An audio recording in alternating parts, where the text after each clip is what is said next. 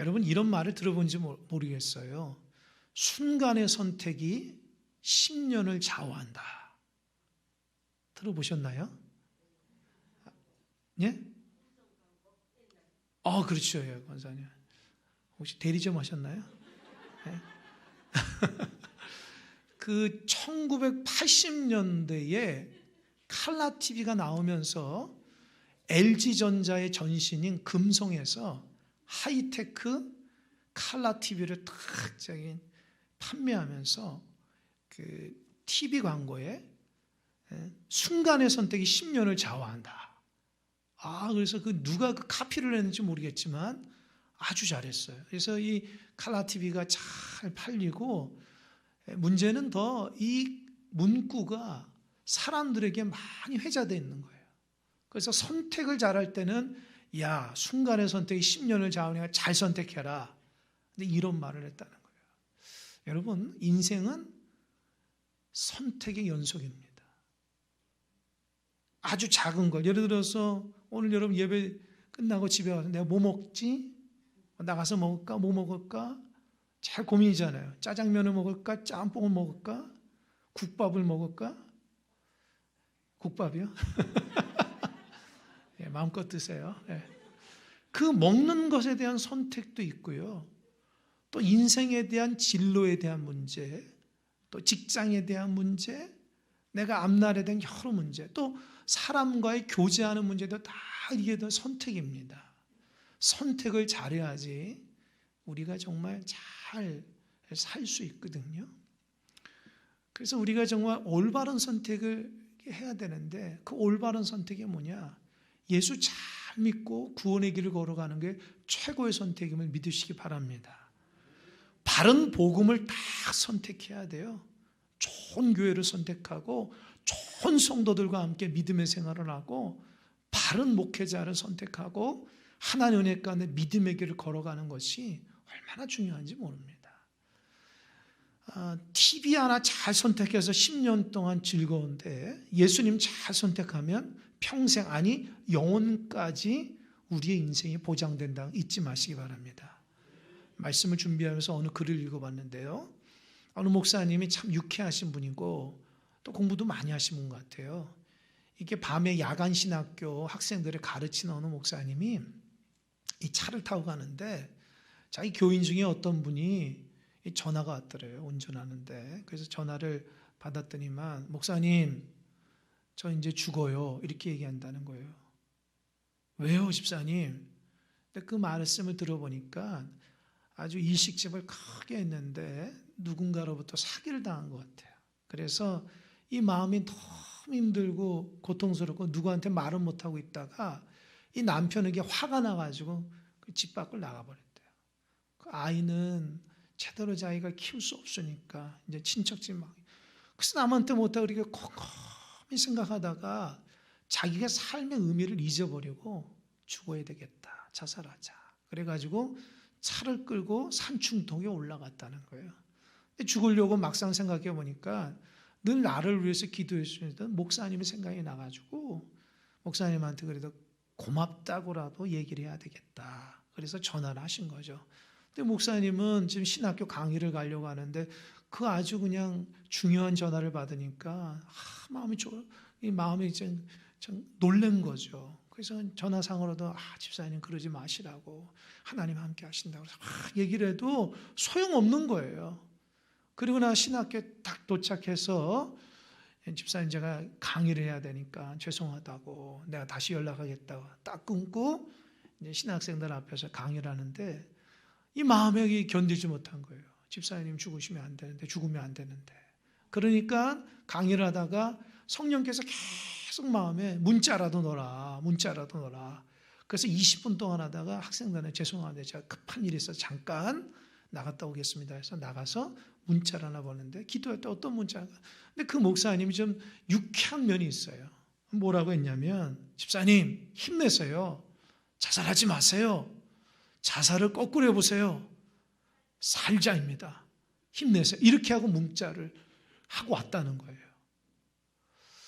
그리고 나서 강의를 하는데 강의를 한참 하고 이제 끝나고 집에 가는데 그 집사님 전화가 온 거예요. 전화 온 거야. 집사님 그랬더니 목사님이 저를 살렸어요. 왜요? 자기가 죽으려고 이제 목사님한테 탁 얘기하고 목사님 이제 강의 들어가고 이제 내가 죽어야 돼. 엑셀을 탁 밟으려고 마음에 갈등하고 있는데 문자가 딱 온다는 거예요. 집사님 힘내세요. 자살을 꺾으라면 살자 아닙니까? 힘내세요. 그 말을 문구를 딱 보는 순간 그래 살자 이러지 말자. 그래 마음을 고쳐먹었다는 거예요. 여러분 그분이 좋은 선택했죠. 만약에 나쁜 선택했었으면 어떻게 되겠습니까? 여러분 우리가 하나님 앞에 귀한 선택을 하며 살아가야 됩니다. 예수님 믿고 영생의 길, 정말 축복의 길을 걸어가는 여러분 되시길 바랍니다. 크고 작은 것에 선택할 때에 하나님의 은혜와 예수님의 은혜가 임하길 바랍니다. 오늘 본문의 말씀은 주님께서 정말 영생을 좌우하는 선택이 무엇인가 가르쳐주고 있어요. 예수님이 지금 예루살렘에 입성해서 왜요? 십자가에 달려 죽으시기려고요. 그러니까 종교력을 따지면 지금 예수님이 종려주일에 오신 거예요. 낙이 타고 어린 낙이 타고 오셨어요. 예수님 마음에는 인류를 위해서 십자가를 짊어져야 된다고 하는 마음이 강하시죠. 이제 그런데 그 십자가 죽음을 얼마 앞두고 나서 예루살렘에 딱 도착했는데 한 무리의 이방인들, 본문에 와서는 헬라인들이 예수님께 온 거예요. 예수님께 왔는데 그들이 왜 왔을까? 이게 잘 보면 여러분 유대인들은 절기를 반드시 성전에서 지켜야 됩니다. 그래서 본토 유대에 사는 유대인들은 유월절 지키면서 먼저 준비해야 돼요. 뭐 재물도 사고 여러 가지 몸과 마음을 준비해서 성전에 오고 또 다른 무리는 유대인이었다가 여러 가지 이론에서 이방 땅에 거하는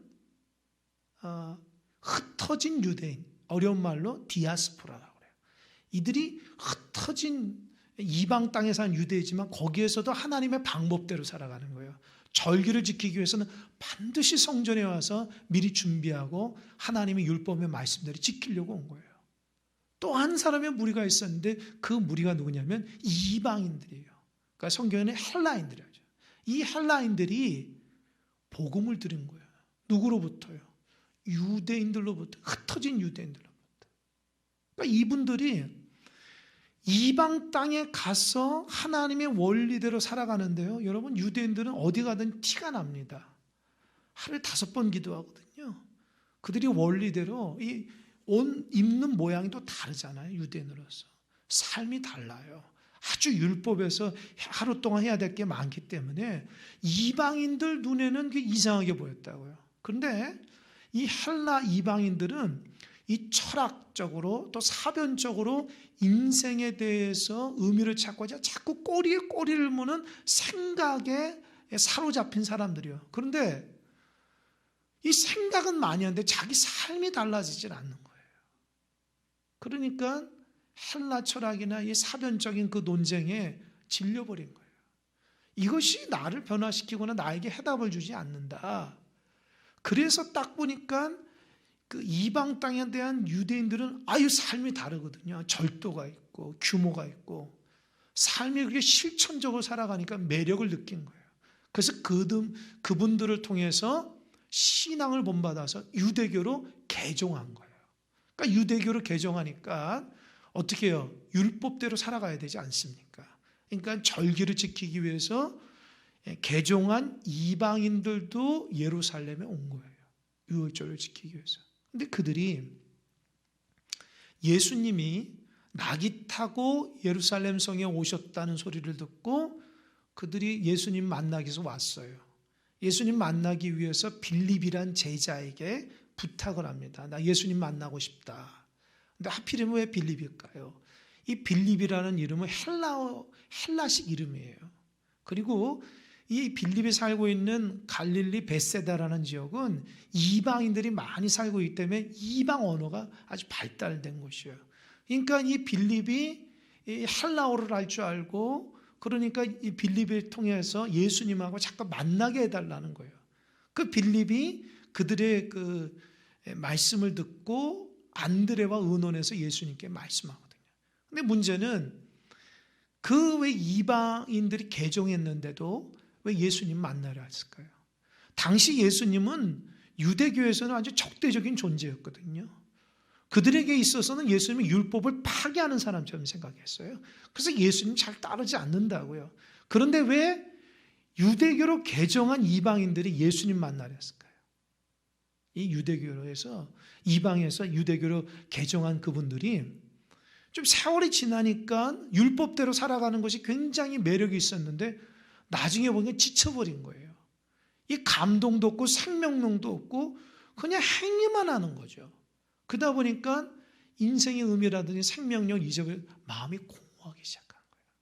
공허하니까 인생의 문제를 정말 인생의 의미를 참된 문제를 알기 위해서 고민한 그런 차에 얼마 전에 예수님이 벳세다에서 죽은 나사로를 살린 사건이 있거든요. 근데 그 사건을 들었을 때에 죽었던 사람을 살린다면 저 사람을 통해서 나 인생의 문제를 한번 얘기해 봐야 되겠다. 그래서 예수님께 온 거예요. 이해되시죠? 이 본문의 배경이 이랬어요. 그러니까 이 배경을 알면 말씀이 훨씬 쉬워요. 이걸 모르면 말씀 참 어렵고. 그래서 이 헬라인들이 개종한 이들이 예수님께 딱 나왔을 때에 예수님이 그들의 자기에게 왔다고 하는 말을 딱 듣고 첫 번째로 하신 말씀이 그런 거예요. 인자가 영광을 받을 때가 왔다. 그렇게 얘기합니다. 예수님이 자기 자신이 영광을 받을 때가 왔다고 얘기해요. 성경에 보면 예수님이 어떤 때가 이르렀다 그런 말을 많이 안 하시는데 예수님 십자가에 달려 돌아가시기 6일 전에 그 말씀하신 이유가 뭐냐? 생각해 보세요. 이방이었던 사람이 유대교로 개종하고 유대교로 개종했던 사람이 이제 예수님 믿어서 영원한 구원의 길을 들어서는 길목에 서 있거든요. 그러니까 예수님 입장에서는 내가 이 사람들 유대인뿐만 아니라 이방인 모두를 위해서 십자가에 달려 돌아가심으로 이들에게 구원의 길을 열 길이 그 시점이 왔다는 거예요. 그러니까 인간적으로 들면은 예수님이 이렇게 높임 받는 게 세상적인 높임이 아니라 내가 지금 죽을 때가 왔다는 거예요. 내가 이 사람들을 위해서.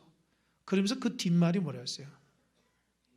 한 알의 밀이 땅에 떨어져 죽지 아니하면 그대로 있고 죽으면 많은 열매를 맺는다.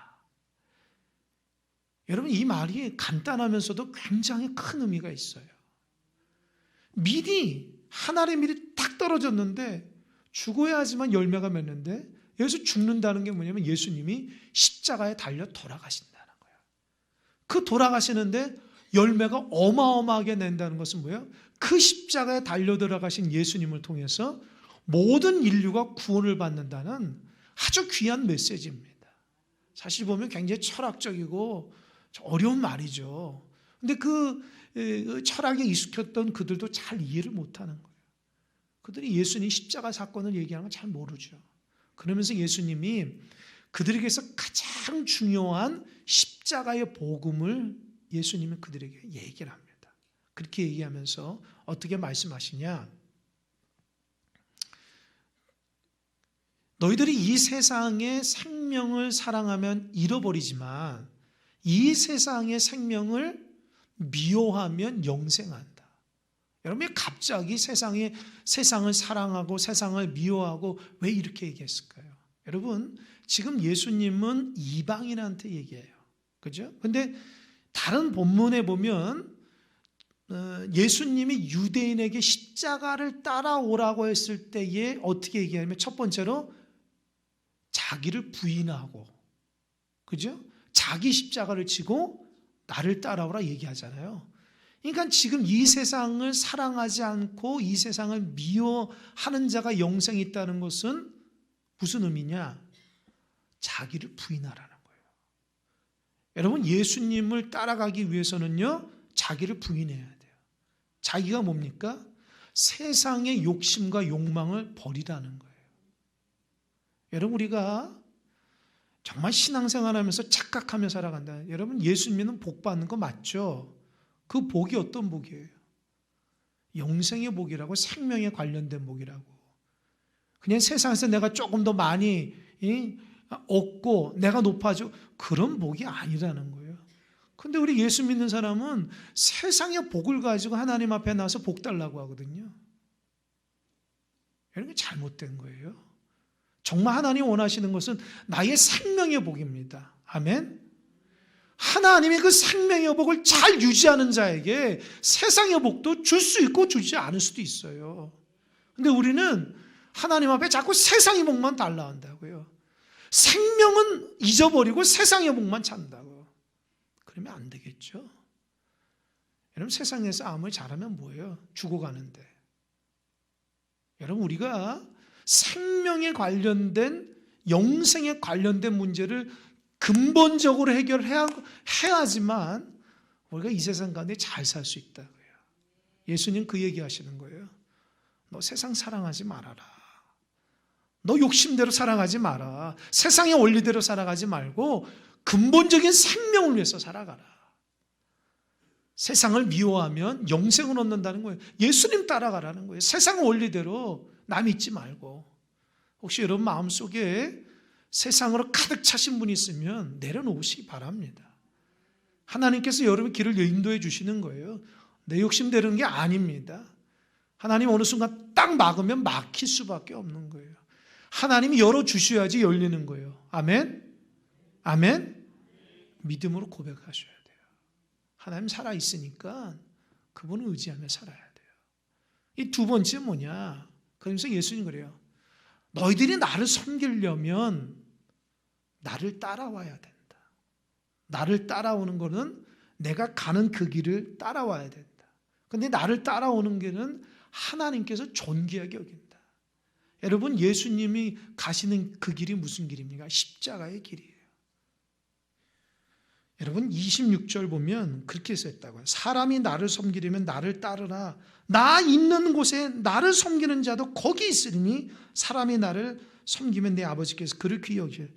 나 있는 곳에 거기 어디입니까? 예수님이 있는 거기가 어디예요? 골고다예요. 십자가 있는 데라고요. 여러분, 예수님 따라간다고 하면서 이제껏 달려오시잖아요. 근데 골고다는 저주를 의미하는 곳이에요. 십자가는 세상 사람들이 저주를 의미한다고요. 예수님은 고난의 십자가를 가는데 나는 예수님 따라간다 하면서 다른 길을 걸어간다고요. 예수님 섬기는 게 아닙니다. 예수님을 섬기려면 나를 따르라고 했어요. 헬라인들이 유대교를 믿고 거기서 의미를 못 찾으니까 정말 구원자된 예수님 앞에 영생을 얻게 나를 따라오라는 거예요. 십자가의 길을 같이 지고 가자. 여러분, 사실 우리가 십자가를 지는 것 같죠? 우리가 지는 게 아니에요. 결단만 하면 하나님이 우리 십자가를 대신 져주시는 거예요. 아멘. 근데 우리는 자꾸 세상적인 욕심에 십자가를 지면 어떡하지? 그게 하나님 생각이 아니거든요. 헌신하고 믿음의 길을 구하면 하나님 다 채우시고 인도하시는데 사실 우리가 십자가를 진다고 얼마나 고생한 사람이 몇이나 되겠어요? 여러분, 신앙생활하면서 십자가를 진 사람이 몇이나 되겠어요? 한번 대답해 보세요. 여러분, 예수 믿는다고 가정에서 여러분 죽인다고 하시는 분 몇 명이 돼요? 신앙생활하면서 목숨 걸고 믿는 사람 몇 명이나 돼요? 여러분, 우리가 아무리 십자가 지는 거, 그 십자가 진다는 거 그런 의미로 얘기하면 안 돼요. 목숨 거는 거예요, 목숨 거는 거. 얼마나 부끄럽습니까, 사실은. 내가 십자가를, 그 조금 어렵다고 그게 무슨 십자가입니까? 성경에서 얘기하는 건 목숨이에요, 목숨. 예수님 그래요. 나를 따라오려면은 나를 섬기면 나를 따르라. 십자가를 져야 된다. 너 골고다 나랑 같이 올라가야 된다. 하지만 이 십자가는 27절에서 주님이 그들에게 얘기하다 잠깐 기도한다고요. 하나님 앞에. 그 어떤 기도냐면 겟세마네 동산에 기도하실 때 그 기도를 하셔요. 하나님, 제 마음이 괴롭습니다. 십자가를 져야 되는 내 마음이 괴롭습니다. 하나님 뜻이라면, 하나님 하실 수 있으면 이것을 거둬가시고, 그러나 아버지 하나님, 내가 이때를 위해서 왔습니다. 하면서 그 십자가를 순종하는 거예요. 여러분, 우리에게도 십자가를 지는 거 쉬운 거 아닙니다. 십자가를 지면 모진 고통을 받고 오해를 받고 비난을 받고 그 묵묵히 십자가를 지고 가는 게 쉬워요, 여러분? 여러분, 우리가 얼마나 자존심이 강합니까? 믿어도. 정말 주님이 걸어간 십자가를 위해서 내가 손해보고 내가 정말 낮아지고 그 믿음대로 정말 갈 수 있습니까? 여러분, 우리가 십자가를 진다는 거 함부로 얘기해서는 안 돼요. 정말 우리는요, 너무 편히 신앙생활 하는 거라고요.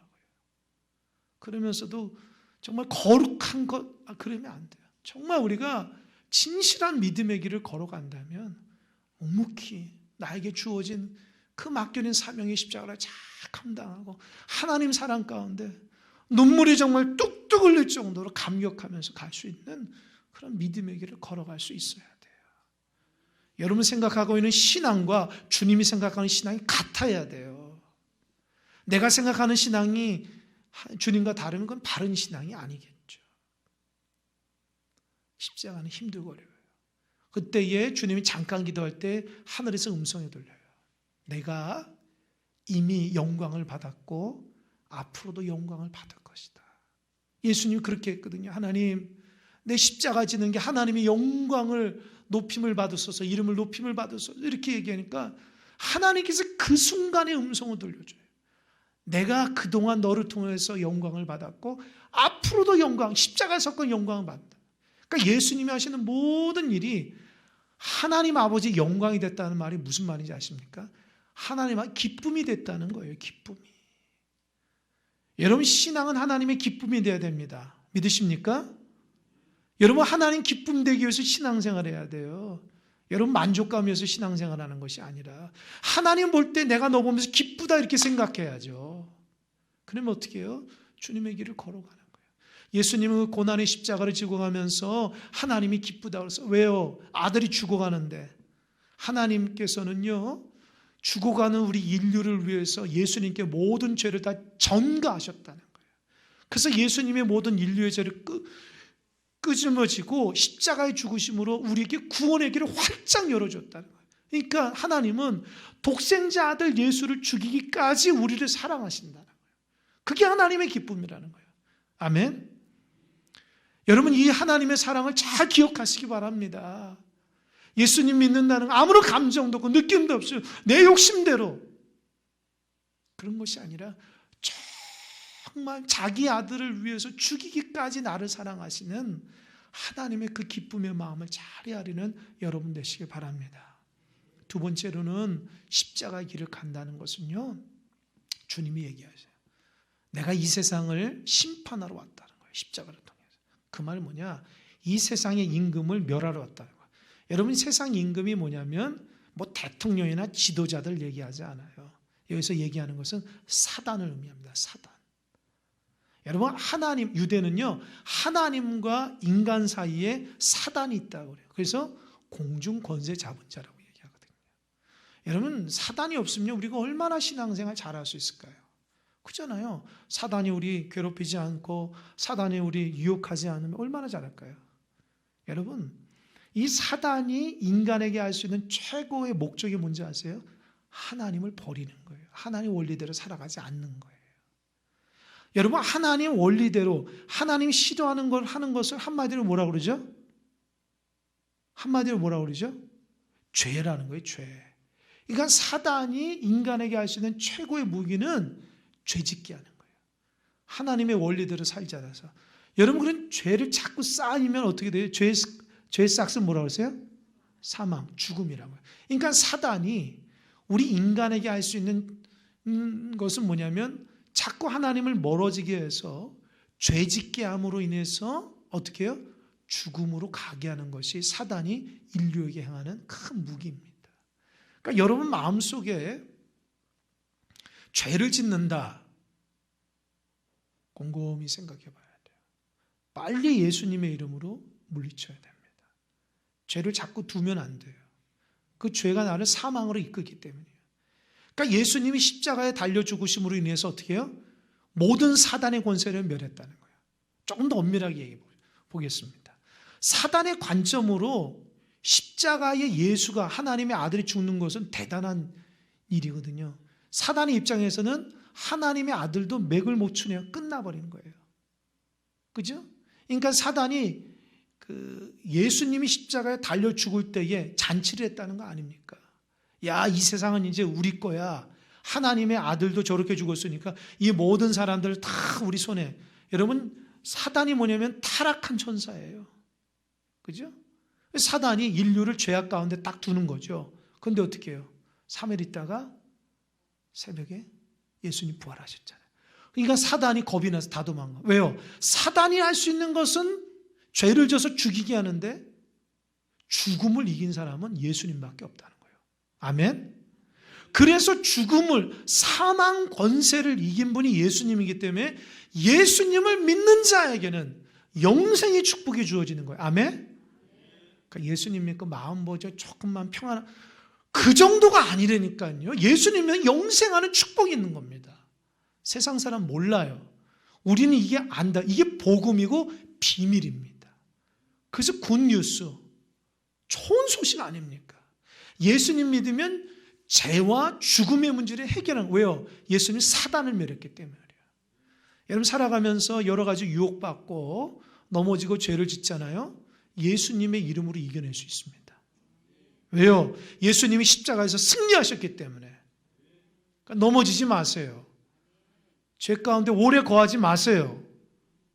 우리 믿음 생활하다 낙심하면 안 돼요. 예수님이 다시 한번 이렇게 세우시기 바랍니다. 아멘?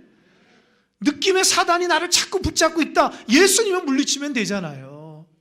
예수님이 사단을 이기는데 왜 마음에 못 믿어요, 그거를?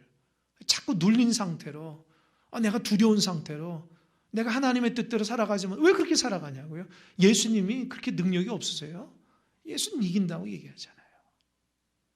세 번째로, 예수님이 십자가를 진다는 건 그 이유는 얘기했어요. 내가 올라가면, 십자가 달리면 모든 사람을 내게로 끌어오겠다, 이렇게 얘기하셨어요. 이게 뭘까요? 따라해 보세요. 구원은 오직 예수 그리스도. 여러분, 왜 예수님이 우리의 구원인지 아십니까? 나의 죄를 십자가에서 짊어진 분은 예수님밖에 없기 때문이에요. 아멘? 구원의 문을 열어신 분이 오직 예수님밖에 없어요.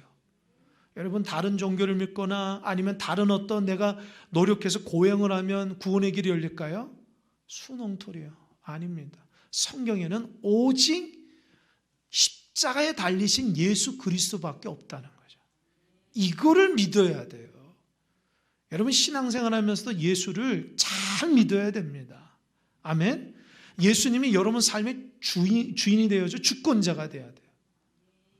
내 생활 따로, 어려울 때만 예수님 찾고 이러면 안 돼요. 기쁠 때나 즐거울 때나 오직 예수님이 내 삶의 주인으로 모셨어야 돼요. 그분을 통해서 내가 달라지고 구원의 길을, 우리 모두 다 좀 예수님 믿고 구원의 길을 걸어가지 않습니까? 이 길이 유일한 구원의 길임을 믿으시기 바랍니다. 신앙생활 잘하시기 바랍니다. 신앙생활 잘해서 그 구원의 길을 잘 걸어가야지 넘어지면 안 돼요. 예수님 바라보면 잘 걸어가야 돼요. 그렇게 얘기하니까 이 이방인 헬라인들이 얘기합니다. 제가 율법으로 배우기는 메시아라고 그리스도가 죽지 않나고 했는데, 영원하다 했는데 왜 당신은 왜 십자가에 달려 죽는 것처럼 얘기합니까? 이렇게 얘기하거든요. 그러니까 뭐예요? 그들이 잘못 배웠어요. 누구한테요? 유대인들한테 잘못 배웠어요.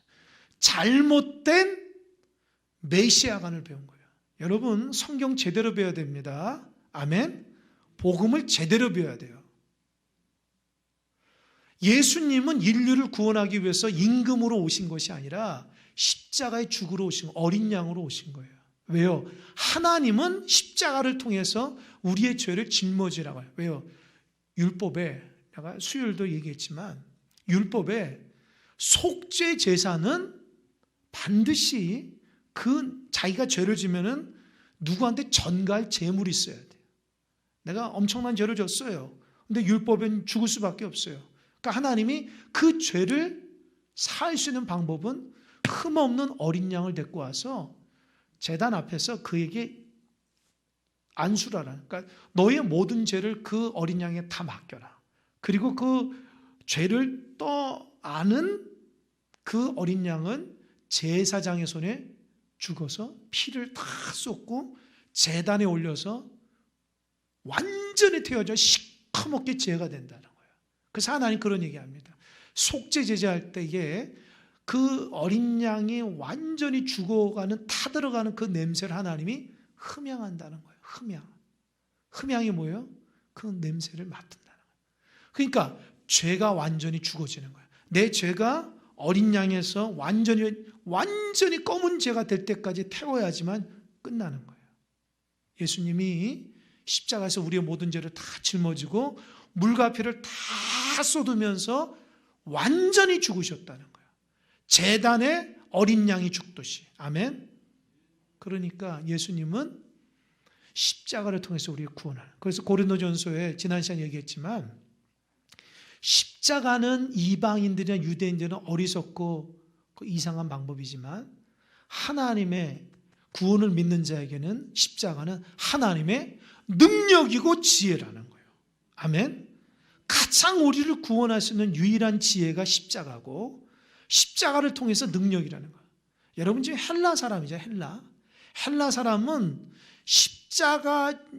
십자가형이 가장 중재인 애가 비참하게 죽는 것을 안다는 거예요. 예수님이 십자가형으로 죽었거든요. 그러니까 그 헬라 사람들은 아니 어떻게 메시아가 십자가에 죽어? 그러나 예수님 그 십자가를 통해서 구원의 역사가 있다는 걸 바로 전하는 거예요.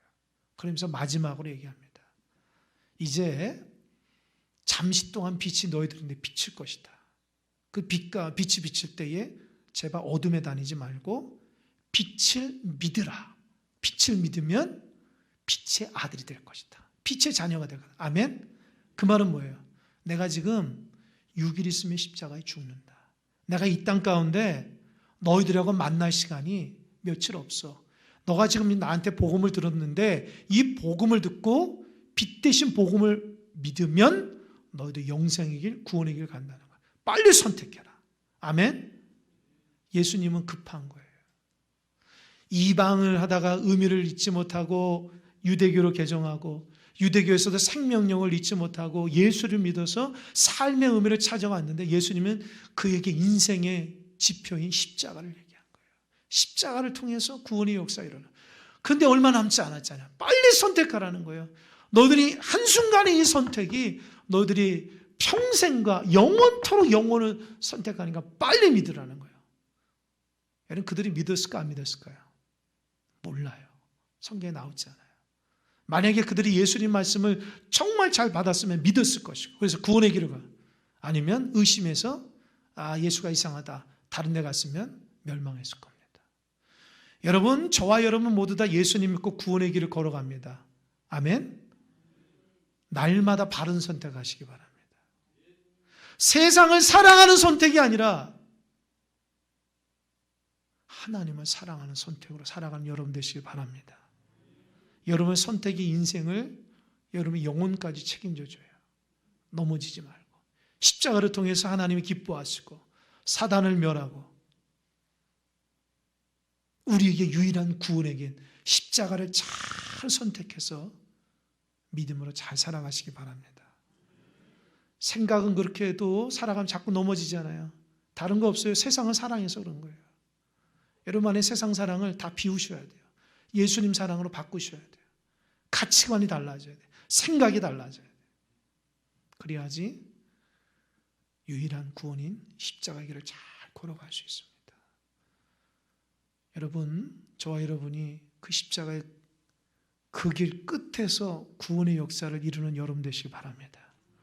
끝까지 손 붙잡고 가자고요. 방황하지 말고. 기도하겠습니다.